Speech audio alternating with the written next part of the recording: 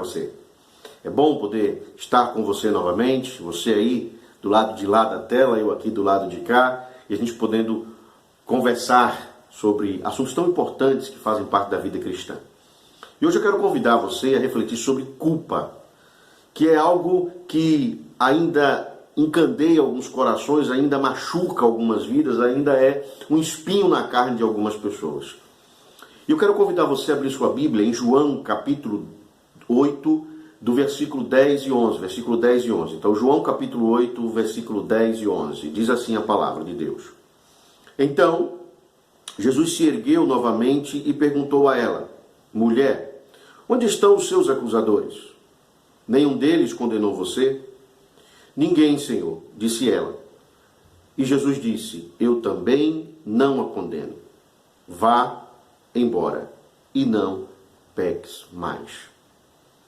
Queridos, esse texto é um texto conhecido seu. Você já ouviu falar dessa história? Jesus estava ensinando, e o texto deixa claro que ele estava escrevendo no chão, possivelmente alguma leitura sobre a lei, ou alguma reflexão sobre os seus próprios ensinamentos, e os homens trazem para ele e jogam sobre os pés dele uma mulher considerada adúltera, possivelmente pega em adultério. E essa mulher, pela lei mosaica, ela deveria ser apedrejada, que era comum mulheres serem apedrejadas quando eram pegas em adultério. Mas a fala de Jesus e o desafio que aqueles homens lançaram sobre Jesus era, afinal, ele vai condená-la ou não? Ele vai aplicar a lei ou vai aplicar outro meio de julgamento, outra forma de julgá-la? E aqui que está o grande, digamos assim, momento de Cristo nessa história. Jesus, de maneira muito sábia, ele vai nos ensinar que a culpa, naquele momento ali, era irrelevante, porque o princípio ali era a vida. O grande problema é que nós estamos acostumados a acumular culpas, a culpar e sermos acumuladores de culpas. Tratar a culpa é muito mais fácil do que preservar a vida. E esse é um grande dilema nosso.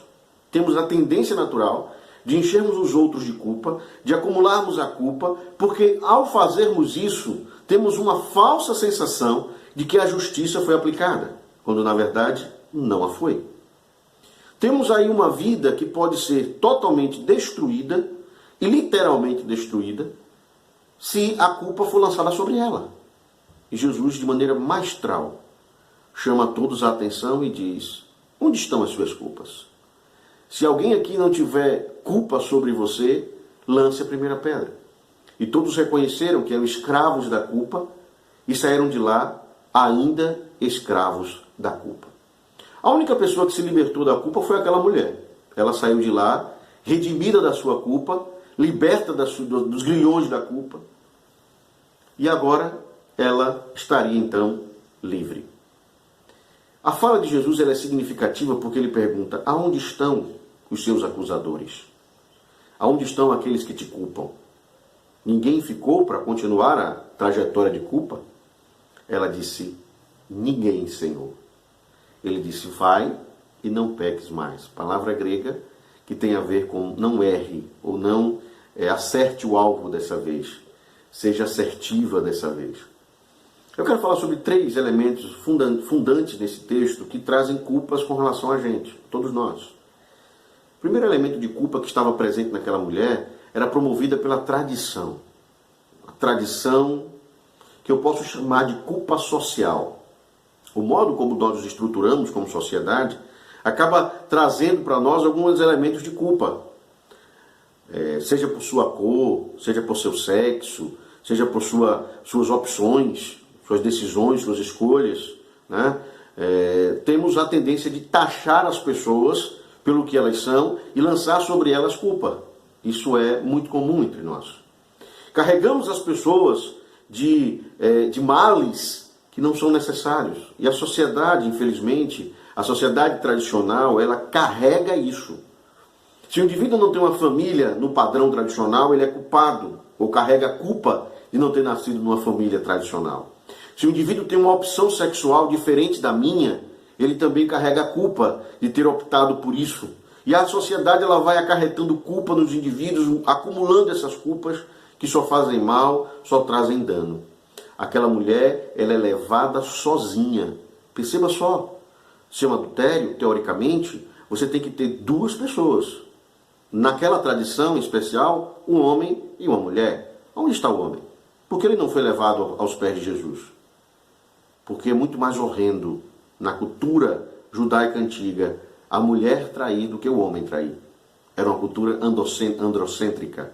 E pode dizer também, nesse ponto extremamente machista, tomam uma mulher e lançam a mulher aos pés de Jesus. E ela é condenada porque é mulher. Ela é condenada, ela é acusada por ter cometido o adultério sozinha. Essa culpa que ela carregava era uma culpa que a sociedade já trazia consigo. A mulher era símbolo de culpa. Assim como tantos outros seres na atualidade, tantas outras pessoas na atualidade são tratadas da mesma forma. Como pessoas culpadas pelo que são. Uma segunda coisa importante que a gente precisa pensar é a culpa quanto à culpa das acusações. É interessante que desde pequeno, muito novos, nós somos carregados de culpa. Menino, não chupe o dedo dessa forma. Menino, não faça isso, não pegue ali, não faça aquilo outro. Você vai se acumulando essa culpa. E quando se pergunta por que eu não devo fazer, sempre se tem uma resposta que causará um elemento trágico para a nossa vida. Nós vamos carregar essa tragédia para o resto da vida. Famílias, é muito interessante isso, porque algumas famílias elegem sempre uma pessoa para carregar as culpas da família inteira. Todos os projetos familiares, todas as ações da família, elas são acarretadas sobre esse indivíduo. E esse indivíduo é chamado de bode expiatório.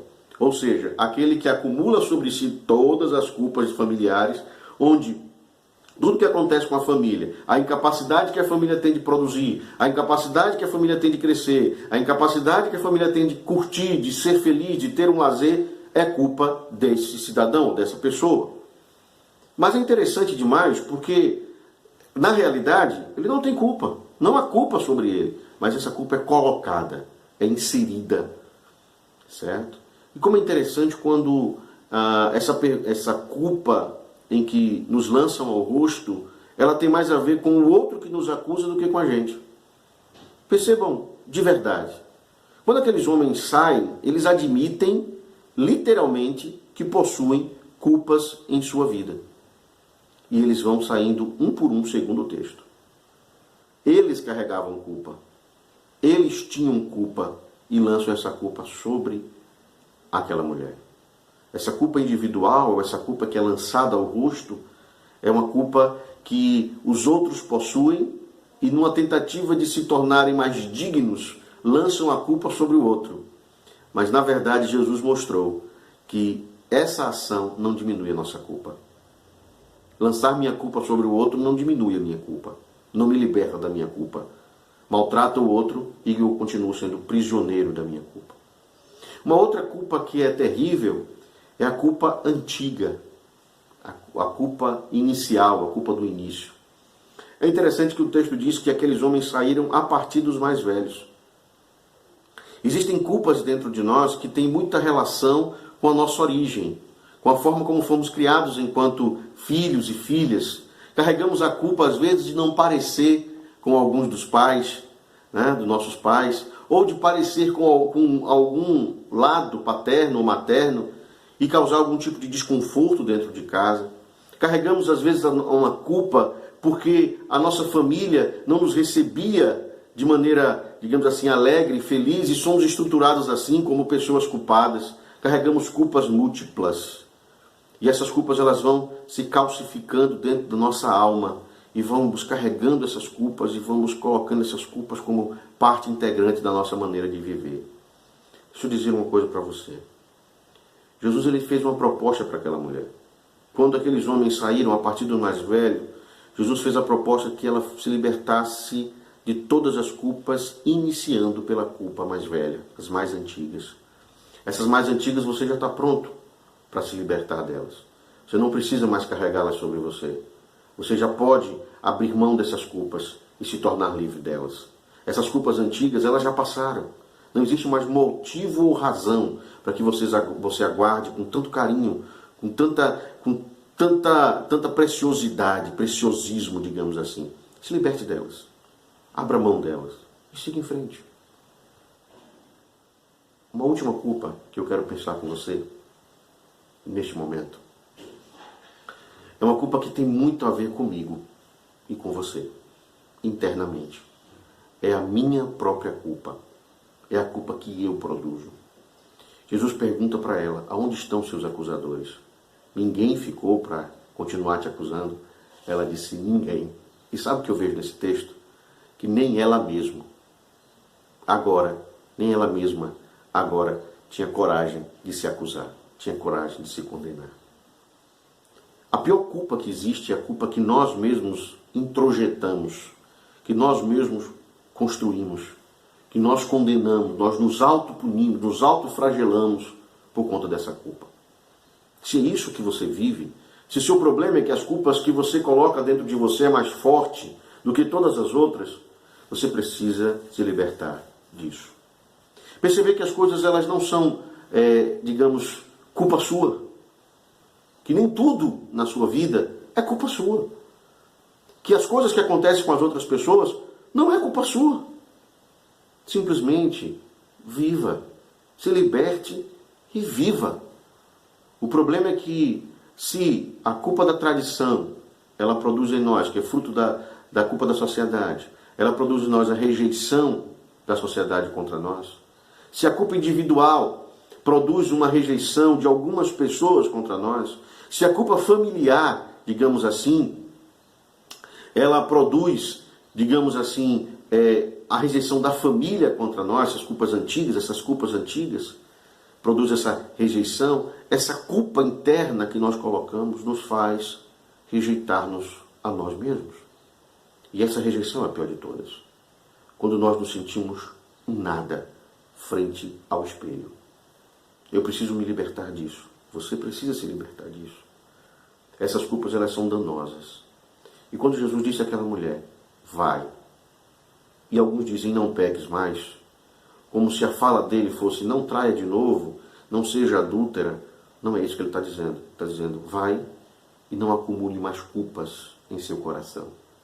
Não coloque mais culpas sobre a sua vida. Se liberte das culpas, porque elas vão te fazer muito mal.